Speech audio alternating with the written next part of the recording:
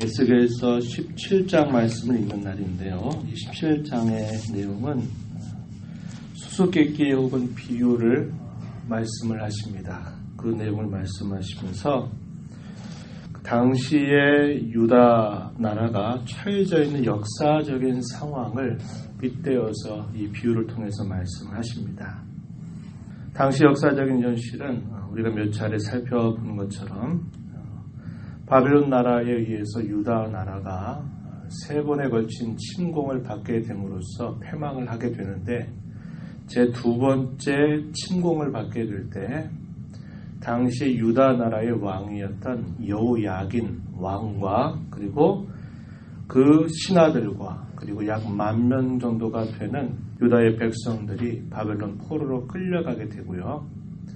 그들이 바벨론 그발 강가에 거주하게 됩니다. 그 포로민들 가운데 에스겔이 있었고 하나님께서 이 에스겔을 불러서 이제 유다 나라의 패망이 가까워왔음을 계속 경고하고 있습니다. 에스겔이 이런 말을 전하고 나서 한 3년, 4년 정도의 시간이 지나면서 마침내 바벨론의 제 세 번째 침공이 예루살렘에 임하게 됩니다. 그 예루살렘에는 누가 있었느냐? 우리가 잘 아는 예레미야가 그 예루살렘의 백성들 가운데 있으면서 하나님의 말씀을 전하게 되죠. 에스겔 선지자는 포로민 가운데서 이제 유다 나라의 패망이 있게 될 것을 내다보면서 말씀을 전했고 예레미야는 그 남아있는 예루살렘에 함께 있으면서 지금 우리를 향하신 하나님의 뜻은 바벨론에 순응하고 70년 동안을 기다리는 것이다. 그럼 하나님께서 우리 민족을 다시 긍휼히 여기실 것이고 안전하게 하실 것이고 마침내 다시 회복시키실 은혜를 주시겠다고 말씀하셨다. 이 이야기를 계속 전달을 하고 있습니다.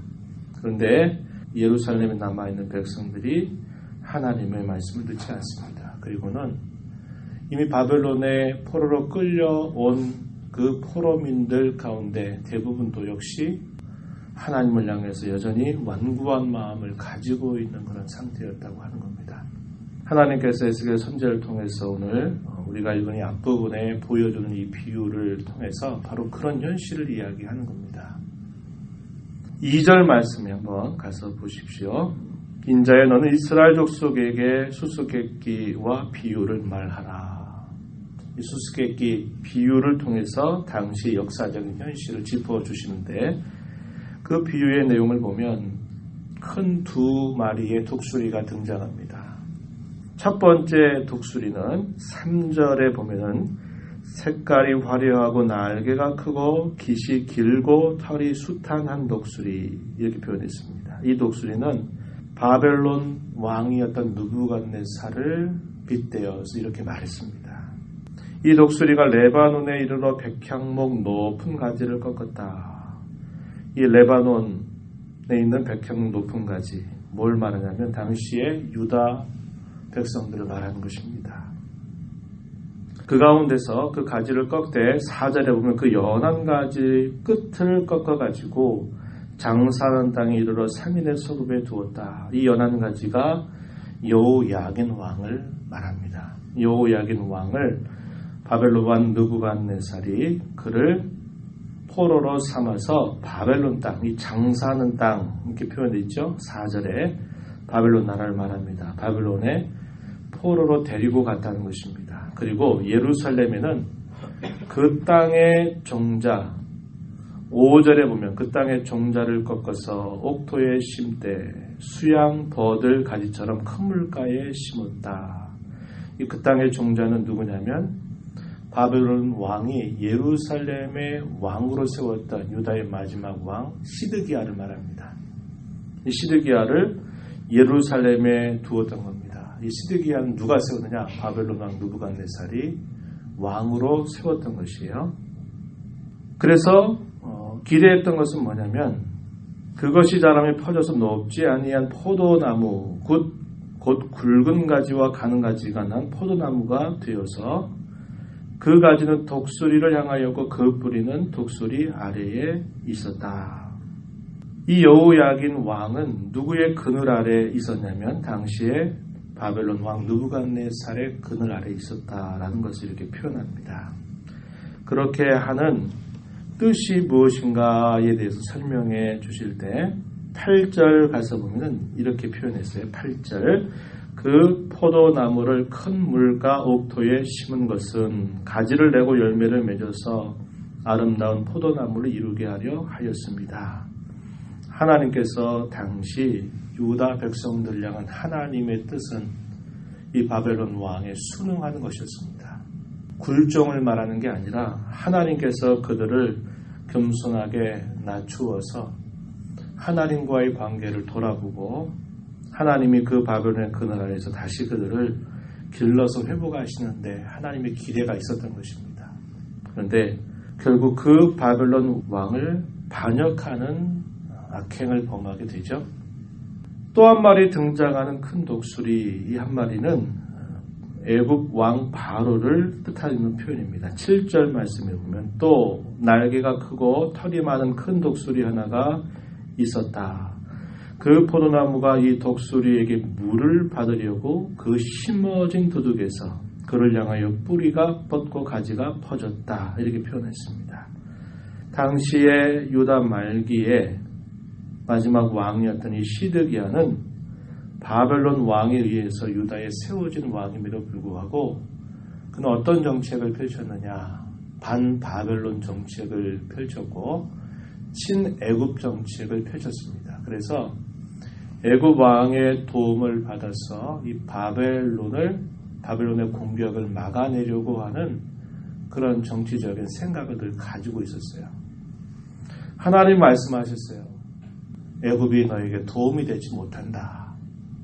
아무런 도움이 되지 못할 것이다. 말씀하면서 지금 이 역사 현실 속에서 하나님이 우리에게 기대하는 것은 이 바벨론에 순응하고 그 바벨론의 다스림을 받는 것에 있다. 이 말씀을 계속 하시는데 당시에 이 시드기야 왕은 이 신하들과 함께 바벨론에 순응하는 태도를 갖는 게 아니라 애굽을 향하여 도움을 요청했던 것입니다. 그 표현을 우리가 읽었던 7절에서 표현하기를 또 큰 독수리 한 마리가 있었다 이렇게 표현했는데 이 포도나무 마지막 왕이었던 이 시드기야를 의미한다 그랬죠. 이 시드기야가 이 독수리에게 물을 받는다 이 말은 도움을 받으려고 애굽 왕 바로를 바라봤다는 겁니다.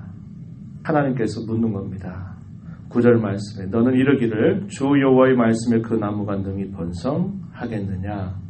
이 독수리가 어찌 그 뿌리를 빼고 열매를 따며 그 나무가 시들게 하지 아니하겠으며 그 연한 가지 잎사귀가 마르게 하지 아니하겠느냐. 바벨론 왕이 이것을 그대로 가만히 두겠느냐. 분명히 자기가 세워서 자기의 다스림 안에 있도록 했는데 그것을 배반하고 다른 애굽 왕을 향해서 도움을 청한다면 그 바벨론 왕이 이것을 가만히 두겠느냐 이렇게 묻는 겁니다. 결국 가만히 둘 수 없다는 것이죠. 이게 뭘 말할까요? 유다 백성의 끊임없는 끝까지 완고한 고집을 부리는 그 완악함에 대해서 마침내 심판하시겠다고 하시는 말씀을 하고 계신 것입니다. 그에 대한 비유에 대한 해석이 11절 이하에 아주 구체적이지 않지만 그 내용을 설명해 주고 있는 것이죠. 22절부터 마지막 절의 내용은 어떤 내용이냐. 하나님이 궁극적으로 그 백성들에게 하고자 하시는 하나님의 일을 말씀하시는데 그 내용이 뭐냐면 하나님께서 다시 회복시킬 것이다라는 겁니다. 그러나 그것은 잠시 잠깐의 역사적인 회복을 말하는 것이 아니라 궁극적인 회복을 말씀하고 있다는 겁니다. 하나님을 섬겼던 이스라엘의 왕조사를 살펴봐도 그 왕조가 오래가지 못했던 것을 우리가 알게 되죠.